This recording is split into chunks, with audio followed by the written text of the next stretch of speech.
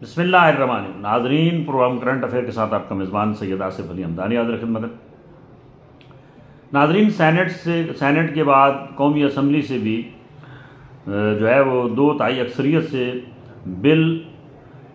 तरमीमी जो 27वीं आइनी तरमीम है उसका बिल जो है वो पास हो चुका है और आज सदर मुमलिकत आसिफ अली ज़रदारी ने उस पर दस्तखत करके आज से बाकायदा तौर पे कानून के अंदर जो है वो अमेंडमेंट हो चुकी है और नए कवानीन का नफाज जो है वो शुरू हो चुका है। नई आइनी अदालत का जो है वो पूरा सेटअप वो इस्लामाबाद जो कचहरी है उसके अंदर एक पूरा फ्लोर खाली करवा लिया गया है और वहाँ पे एक प्रॉपरली आइनी अदालत का पूरा एक निज़ाम बनाया जा रहा है और वहाँ पे उस फ्लोर के अंदर तमाम ऑफिसेज होंगे और वहाँ पे आइन से मुतल्लिक़ जितने भी मामलात होंगे या आइनी जो पेचीदगियाँ होंगी या आइनी जो भी मसले मसाइल होंगे वो उस अदालत में सुने जाएंगे। जो इस वक्त चीफ़ जस्टिस हैं अमीनुद्दीन ख़ान, जो एडहाक चीफ़ जस्टिस हैं, उनकी मुद्दत मुलाज़मत जो है वो 30 नवंबर को ख़त्म हो रही है और ये आम अभी समझ लो कि ये समझें कि अमीनुद्दीन ख़ान को भी वो जो है वो नई जो आइनी अदालत बनाई गई है उसका चीफ़ जस्टिस मुकर्रर करने के लिए कोशिशें जारी हैं। क्योंकि अमीनुद्दीन ख़ान ने जिस तरीके से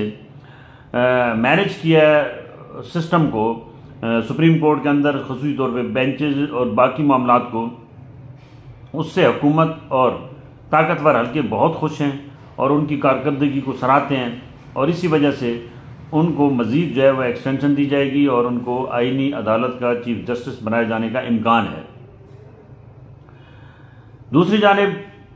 जो जजेज़ हैं उन्होंने एक ख़त लिखा है इस्लामाबाद हाई कोर्ट के जजेज़ ने,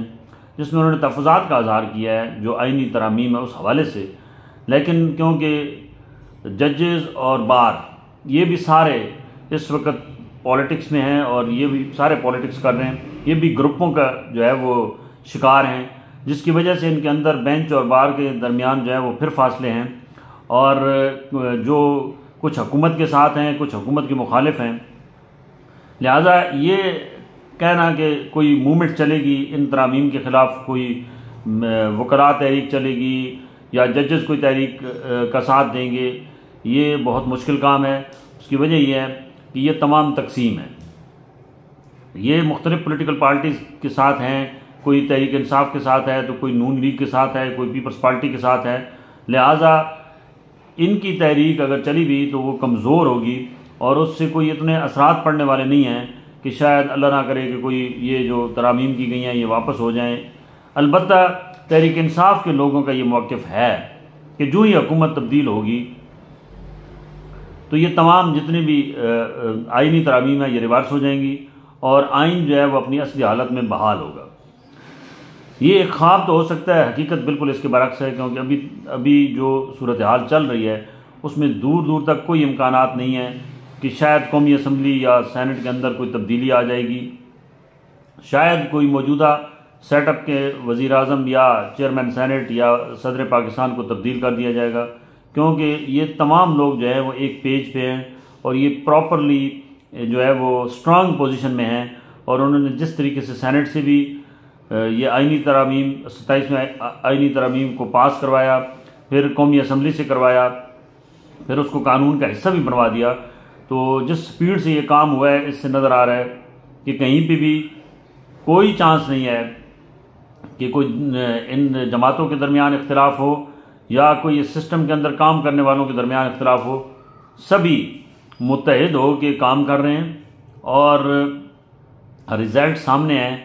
कि अपोजिशन की दाल कहीं पे भी गलती हुई नज़र नहीं आ रही है। दूसरी जानिब अपोजिशन सड़कों पे आइनी तरामीम के ख़िलाफ़ कोई मूवमेंट चला सकती है, ये भी नामुमकिन है, क्योंकि अपोजिशन के इस वक्त जो सूरत हाल है वो PTI के अंदर भी ग्रुप बंदी है और फिर मुख्तलिफ जो है वो लोग नौइयत के लोग जो है वो अपोजिशन में मौजूद हैं, जो जिनसे कभी भी पब्लिक को मोबिलाइज़ करके निकालना जो है वो इतना आसान नहीं रहा है और ना ही वो निकाल पाएंगे। तहरीक इंसाफ की जो होम्योपैथी पॉलिसी इस वक्त जारी है उससे तो नज़र आ रहा है कि ये इमरान खान की जो रिहाई की तहरीक का चलना भी मुश्किल है, और फिर कोई गवर्नमेंट को कहीं कमज़ोर करना भी मुश्किल है। और इन आइनी तरामीम के बाद तो हुकूमत के हाथ में सब कुछ आ चुका है, और तमाम चीज़ें जो हैं वो अब तो कानूनी और आइनी तरीके से मैनेज की जाएंगी, और कहीं पे भी हुकूमत को कोई ऐसा ख़दशा नहीं है, या ना ही जो है वो ताकतवर हलकों को कोई ख़दशा है कि कहीं उनके ख़िलाफ़ कोई आवाज़ उठेगी या कहीं उनके लिए कोई मुश्किल पैदा होगी, क्योंकि इन आइनी तरामीम के बाद तमाम इख्तियारात जो हैं वो इस वक्त फील्ड मार्शल साहब के पास हैं, और जो वो चाहेंगे वही होगा। और अब नामुमकिन है कि उनके ख़िलाफ़ कोई इम्पीचमेंट हो या कोई जो है वो तहरीक चलाई जा सके। आइन की जो इस वक्त 27वीं तरमीम के बाद 28वीं तरमीम की भी तैयारियाँ की जा रही हैं, और मुख्तलिफ़ नौइयत की उसके अंदर भी तब्दीलियों का सिलसिला जो है वह आने वाले दिनों में आपको नज़र आएगा। ताहम आइनी अदालत अब बाकायदा काम शुरू करने वाली है, और सुप्रीम कोर्ट में अब जो है वो मामलात जो है वो उनको अलग कर दिया गया है, और सुप्रीम कोर्ट कोई आइनी जो होंगी रिट पिटिशंस वो नहीं सुन सकेगी, और उसके लिए एक अलग पूरा नेटवर्क बना दिया गया है। और दफातर जो है वो जुडिशल कम्प्लेक्स इस्लामाबाद में वो बाकायदा तौर पे उन पर ज़ोर शोर से काम जारी हो, सारी अब पूरा फ्लोर एक जुडिशल कम्प्लेक्स का जो है इस काम के लिए मुख्तस कर दिया गया है। वहाँ पे तमाम जो है वो फर्नीचर और वहाँ पे जो है वो बाकायदा केबन और सारी चीज़ें जो हैं वो इंस्टॉल की जा रही हैं, और वहाँ पे बहुत जल्द आइनी अदालत जो है वो अपना काम शुरू कर देगी। जजेस वहाँ बैठेंगे, लोगों के केस वहाँ सुने जाएंगे। आइनी जो मामलात होंगे वो उनको अलग कर दिया गया बाकी मामलात से, सिविलियन से। तो अब ये है कि देखते हैं कि आने वाले दिनों में क्या ये सिस्टम आगे कितनी देर चल सकेगा, और तहरीक इंसाफ के साथ क्या होगा, क्योंकि तहरीक इंसाफ कहीं से भी अभी कोई ऐसी पावरफुल प्रोटेस्ट जो है वो करने के दूर दूर तक असरात नज़र नहीं आ रहे हैं, क्योंकि अगर करना होता तो इस 27वीं आइनी तरमीम के दौरान वो कुछ ना कुछ करते। कुछ भी नहीं हुआ, ना ही कोई बाहर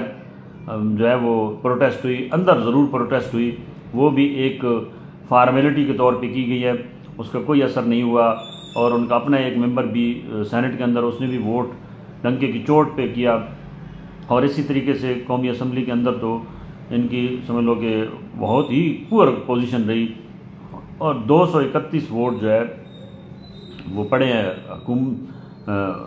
हुकूमती मौक़िफ़ को। इससे आप अंदाज़ा कर लें कि किस कदर जो है वो अपोजिशन कमज़ोर है इस वक्त, और हुकूमत और उसकी इत्तेहादी जो है वो पावरफुल तरीके से तमाम मामलात को, आइनी मामलात हों या वैसे हुकूमती मामलात हों, वो चलाने में अभी तक कामयाब रहे हैं। बहुत शुक्रिया।